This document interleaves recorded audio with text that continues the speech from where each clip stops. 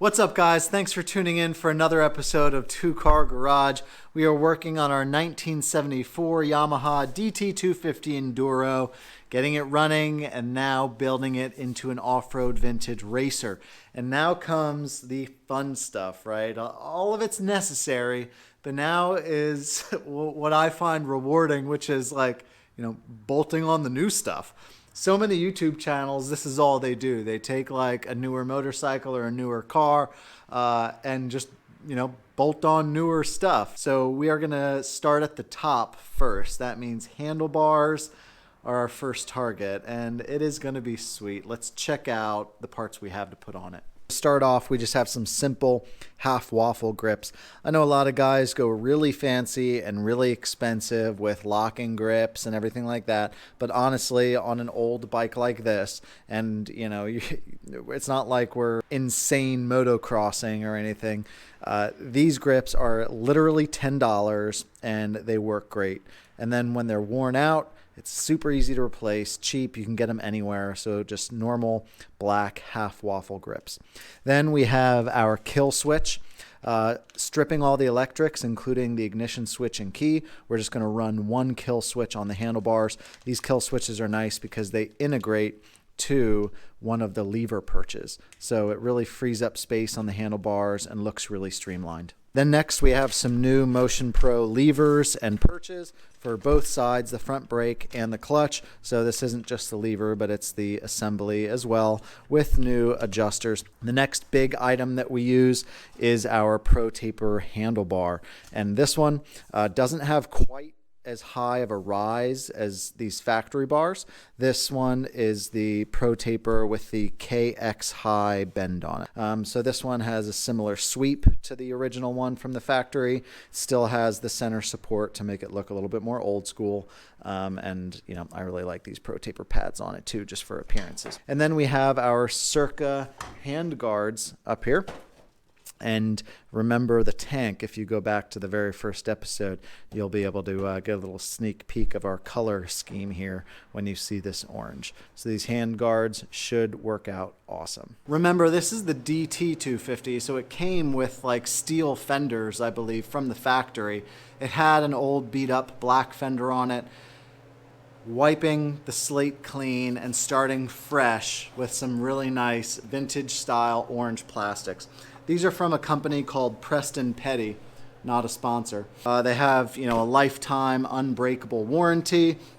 They come in all different colors, and it's nice because they come in vintage styles instead of just like the more modern, like sharp-edged motocross, like it's a CR250 or something. For our throttle, we're not using the stock throttle. We're upgrading to a more modern style throttle from a late 80s, a 1986 YZ250. So this is like your standard, more modern dirt bike style throttle system. So this will work out awesome.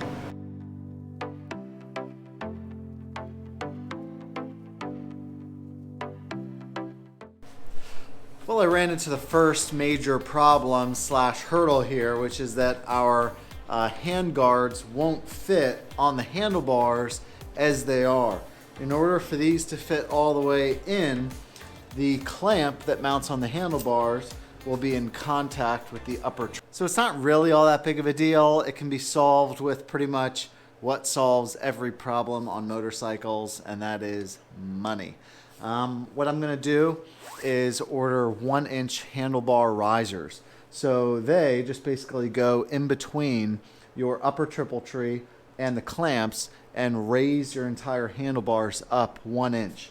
That 1 inch should allow these clamps to slide over to where they need to be to mount these brush guards adequately. So what I want to do next is install the fork gaiters, or fork boots, if you will.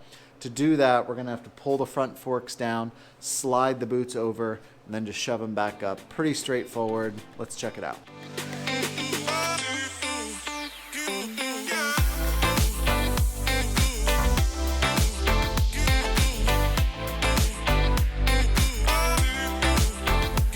I'm going to start hitting the tires, and once we have the front wheel off, that's when we do the front fender too, because it'll be easiest with the front wheel off. So we'll replace the front tire, do the front fender, and then go back to the back tire and back fender.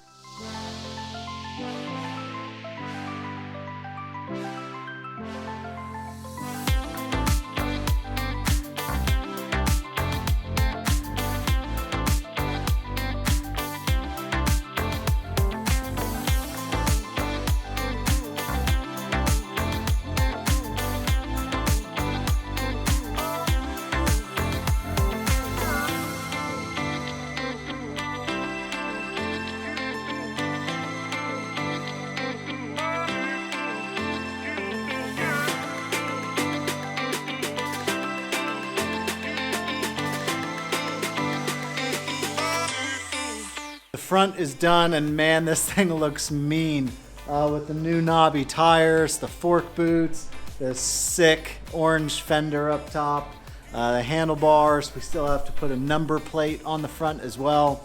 It is really, really coming together. Front's done, let's do the back.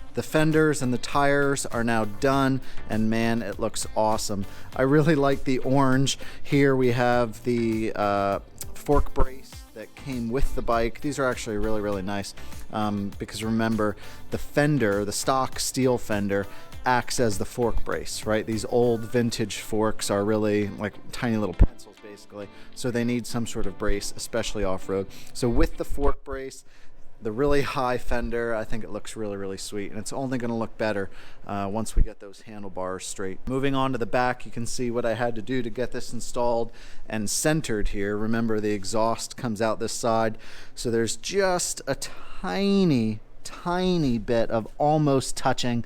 I'm not worried about it though. It'll just melt that little bit away. I'd rather it melt a 1/8 of an inch than me cut it and it look all jacked. So it came out really nice. We have this factory gap here, so I just cut down little nylon spacers, and I think each side looks really, really nice. Well, it's been a couple days and I got the handlebar risers in the mail, so let's put these in, and that should solve our problem in terms of our handguards.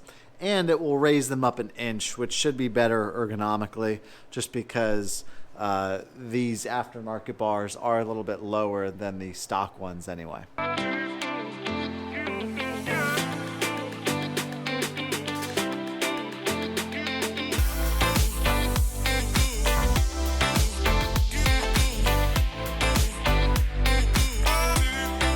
Man, I'll tell you what, this is really starting to come together and look pretty sick, right?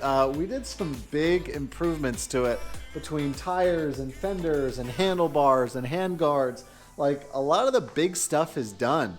It's starting to really come together. We have a lot more work to do, so be sure you subscribe, comment, and like down below if you didn't already do it, and tune in for the next episode. We'll see you then. Thanks for watching.